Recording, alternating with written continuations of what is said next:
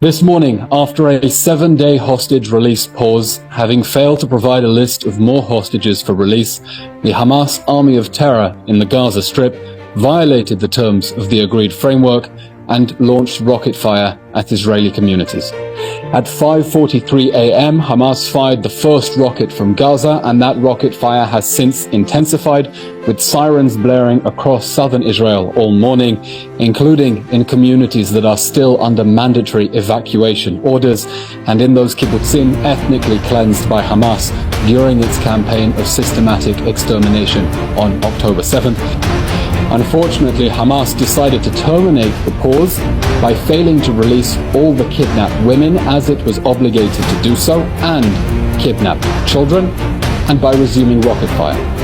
The perpetrators of the October 7th massacre have decided to hold on to the hostages they brutally abducted in violation of humanitarian law and every norm of humanity.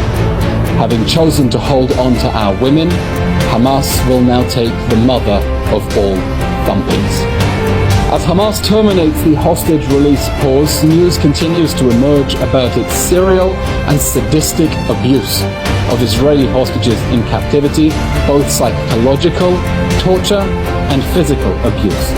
We now know from the family of Yagil and Or Yaakov, aged 12 and 16, and Mia Shen, aged 21, how Hamas treated our people worse than animals, and we will put Hamas down.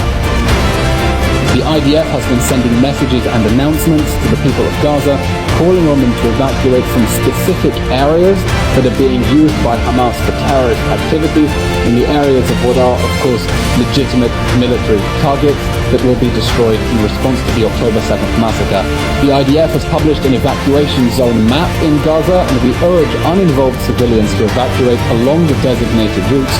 away from these specific areas of Hamas terror activity for their own safety. That interactive map can be found on the IDF website, and the details are by now familiar to the people of the Gaza Strip.